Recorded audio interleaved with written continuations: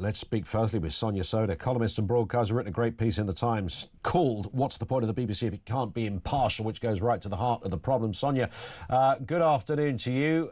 She said there the BBC is not institutionally biased. I mean, she was forthright on that point. Do you agree with her? I think the BBC does have issues with institutional and cultural biases on a couple of issues in particular that were identified in the Prescott leaked memo to the BBC board. One is on Israel and Gaza, the second is on sex and gender and the conflict between women's rights and trans rights. Now, some people might say those are just a couple of issues.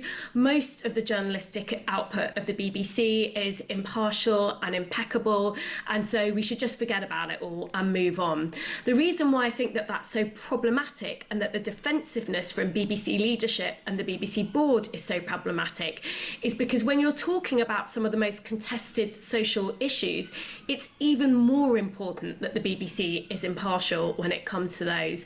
And I think to take sex and gender, which is an issue I've written a lot about as a journalist, it is obvious that the BBC has been partial and biased in coverage of women's rights in the last few years. And the problem is that when you've got members of the public looking at that coverage, it undermines trust in all of the BBC's output, not just output on that issue. That's not fair on BBC journalists who are upholding impartiality standards, and it's not fair on the British public and British viewers. Is it guilty by omission, which is sometimes where I sense the problem might be?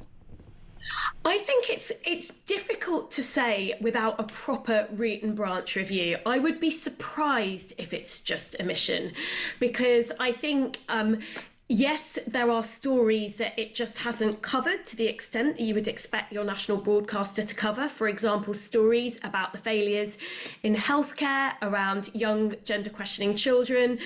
Michael Prescott particularly focuses on the numbers of young people who are detransitioning after irreversible hormone treatment. So there are some omissions, but it's more than that. There are actually biased stories out there. So one example that he gives is stories on the BBC website that celebrate male athletes self-identifying into women's competitions, and that is presented as a good thing and has no counterbalancing voices raising the legal issues with that, because you're on dodgy legal grounds if that's happening. You're a sporting body, and the basic issues for fairness and safety in women's sports. But would that not be a great example, Sonia, of what that really needs? If you went to a BBC website and read that, and you know how to put a story together and the arc that you kind of create, somewhere within there you would have said, however, despite the fact that Michelle has done really well at swimming, not everybody is pleased, because Michelle used to be Michael, and you know this has brought up the issue of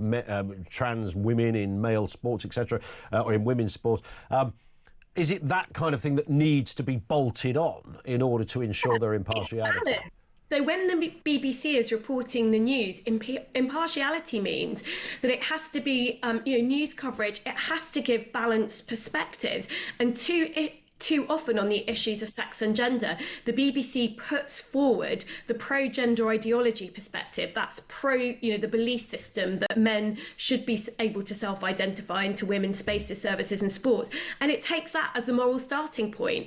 And it sort of seems to assume that people who oppose that are bigoted or transphobic. To give you an example, a few years ago, one item on Women's Hour, it mentioned a few women's groups that are campaigning in this area for single-sex services. These are established protections in law. The presenter felt the need to add a comment to it, saying, some people would say that these groups are transphobic. Well, I'm sorry, that's probably a defamatory statement in law. Yeah, 100%. So there is, and it's on this particular issue, I think, over a number of years, there is evidence that the BBC's starting point has not been where the majority of the British public are, which is live and let live when it comes to trans people, but gender identity does not override sex, and men cannot self-identify at will into rape crisis centres or into the female changing room at work in a hospital, for example. Is there do you think on the wider issue now of the, I suppose on that issue of journalistic bias, in this case the BBC, we all have a little bit of that projection thing going on, don't we? Often we are angry because There are people who overtly would like to see the BBC getting angry about stuff. That's not their job to get angry on either side of an argument. I think we all sensibly agree with that. But of course, there are others that, believe the BBC don't cover stories at all that should be on. Why are the BBC not talking about it? Therefore, by definition, they are biased. Yeah, I mean, look, let's not pretend that perfect impartiality, is an easy thing to achieve. Some people would say, actually, there's no such thing as pitch perfect neutrality. Even the decisions that you make about which stories to cover and which order to put them in on a news bulletin, for example, you can't do that in a purely impartial way. What I would say is that there are more impartial and less impartial ways to do things, though.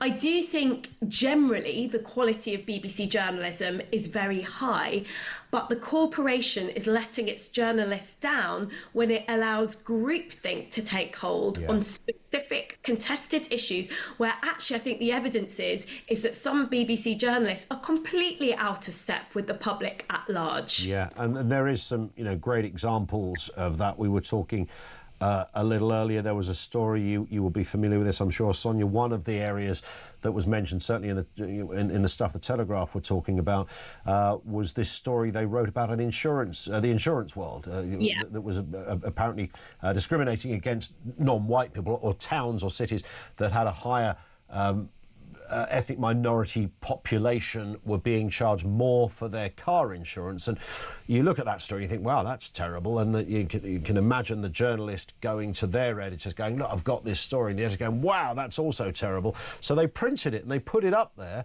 And of course, it took about 5 minutes for somebody quite diligent, or in other words, a journalist, to look at it and go, actually, that's not quite right.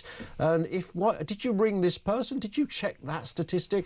But of course, those that gave it the green light were so embroiled in love with the idea of this story, they couldn't really see that there might be some bias in it or some inaccuracies.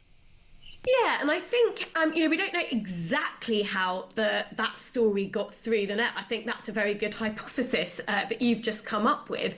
But it all comes back to this issue, which is impartiality. It requires you to be running an institution where there are people who hold a diversity of perspectives, and that's really important, I think. Diversity isn't just about having, people, men and women, and people of different races and people of different social classes.